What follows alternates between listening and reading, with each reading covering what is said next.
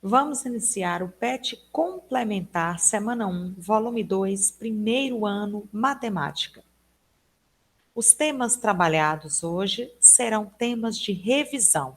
Os temas estudados no PET 2, Semana 1, PET 2, Semana 2 e PET 2, Semana 3. O primeiro tema, potência de 10 e ordens de grandeza.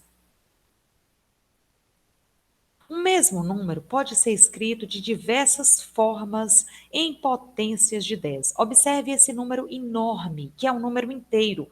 Nós sabemos que todo número inteiro tem uma vírgula que fica aqui, ó, atrás da última casa. Então, se eu trazer essa vírgula para cá, eu posso escrever este número como 458 vezes 10. Vou contar quantas casas essa vírgula deslocou. 10 casas, 3, 6, 9, 10. A vírgula deslocada para a esquerda, o sinal do expoente é positivo. Vamos supor que a vírgula saia da última casa e venha para cá, entre o 5 e o 8, ficando 45,8 vezes 10. Vou contar o número de casas que a vírgula deslocou, 11 casas, vírgula deslocada para a esquerda, sinal do expoente positivo. Mais uma vez. E se eu quero trazer a vírgula daqui do último número para cá, entre o 4 e o 5, fica 4,58 vezes 10. A vírgula foi deslocada 12 casas. 12 casas para a esquerda. Vírgula deslocada para a esquerda, sinal do expoente positivo. Lembrando que isso se trata de uma notação científica. Quando este primeiro número, que nós chamamos de mantissa, está compreendido entre 1 e 10, quando o seu módulo estiver compreendido entre 1 e 10. E mais um exemplo, quando eu pego, né, a vírgula que está aqui, trago aqui para frente do 4. Então, eu tenho que colocar um zero aqui na frente, 0,458 vezes 10, vou contar as casas, 13 casas, vírgula deslocada para a esquerda, sinal do expoente positivo. Então, nós vimos que o mesmo número foi escrito de várias maneiras, lembrando que essas não são as únicas, certo? Mas apenas uma delas representa a notação científica. Mais um exemplo, aqui eu tenho um número decimal, 0,000004032. Eu posso escrever este mesmo número de diversas maneiras, utilizando as potências de 10. Veja aqui, se eu pegar a vírgula e tirar daqui e trazer para cá, para depois do 2, vai virar 4.032. Vezes 10, vou contar as casas, 10 casas, porém o deslocamento agora foi para a direita. Vírgula deslocada para a direita, sinal do expoente negativo. Eu posso ainda deslocar a vírgula daqui para este lugar, entre o 3 e o 2. Então, vai ficar 403,2 vezes 10. Conto as casas de deslocamento, 9 casas, vírgula deslocada para a direita, sinal do expoente negativo. Mais uma vez, eu posso trazer essa vírgula para cá. Entre o 0 e o 3, vai ficar 40,32 vezes 10. Vamos contar as casas, 8 casas, vírgula deslocada para a direita, sinal do expoente negativo. Mais uma vez, eu posso trazer a vírgula para cá, ó.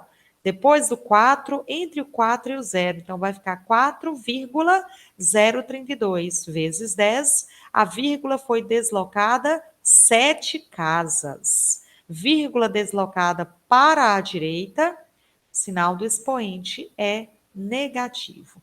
Lembrando que este aqui é um caso de notação científica, quando este primeiro número, que é a mantissa, quando o módulo dele estiver compreendido entre 1 e 10. Ou seja, vale 1, não vale o 10, né? Maior ou igual a 1 e menor do que 10, conforme nós já vimos anteriormente.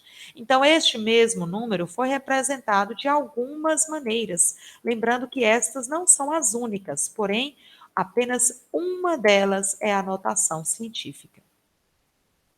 Operações com potências de 10. Operação de multiplicação com potência de 10. Para multiplicarmos números escritos em potência de 10, multiplicamos os números e somamos os expoentes das bases.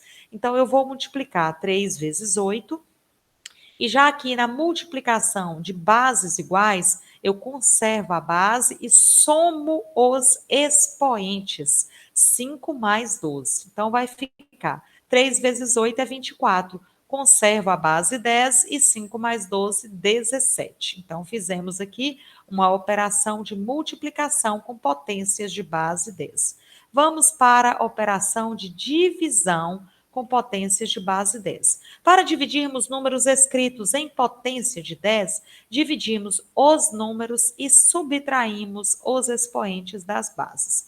Então, eu vou dividir 12 dividido por 6, e no caso das bases 10, eu vou conservar a base e vou subtrair os expoentes, né? Conservo 10 e subtraio os expoentes. 5 menos 12.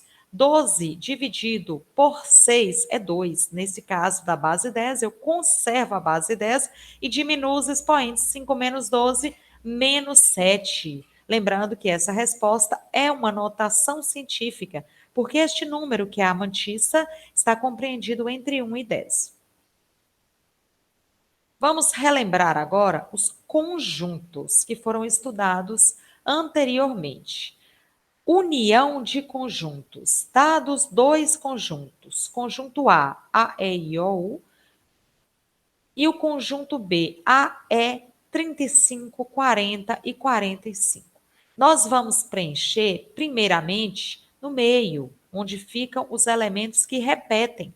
Neste espaço colorido de amarelo, nós vamos colocar os elementos que fazem parte de A e que também fazem parte de B, que é o A e o E. Agora a gente vai completar o conjunto A. Veja que o conjunto A, de vermelho, não está vazio. Dentro do conjunto A já tem o A e o E. Falta I, O, U. Vamos agora para o conjunto B. No conjunto B, que está colorido de azul, também não está vazio. Dentro do conjunto B já tem o A e o E. Falta 35, 40 e 45.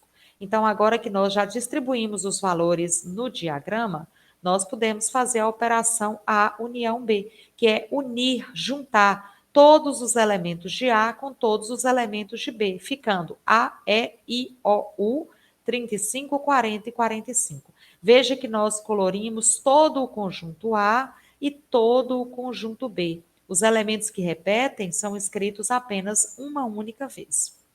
Esse desenho é chamado de diagrama de Venn.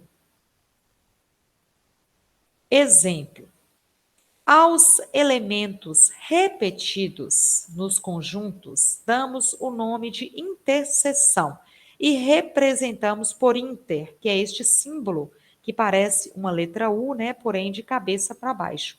Então, os elementos repetidos é o A e o E. A inter B é igual a E.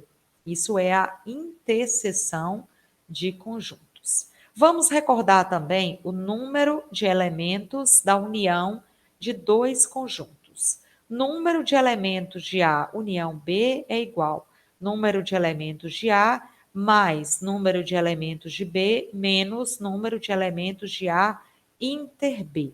Por exemplo, o conjunto A tem 5 elementos. O conjunto B também tem 5 elementos. A inter B são os elementos que repetem, no caso, 2 elementos. Então, o número de elementos de A inter B é igual a 2. Agora, nós podemos fazer a aplicação da fórmula. Número de elementos de A, 5, mais número de elementos de B, 5, menos número de elementos de A inter B, 2. Então, 5 mais 5, 10, menos 2 é 8. Portanto, o número de elementos de A união B é igual a 8. Se você contar, ó, 1, 2, 3, 4, 5, 6, 7, 8. Então, a união B realmente tem 8 elementos.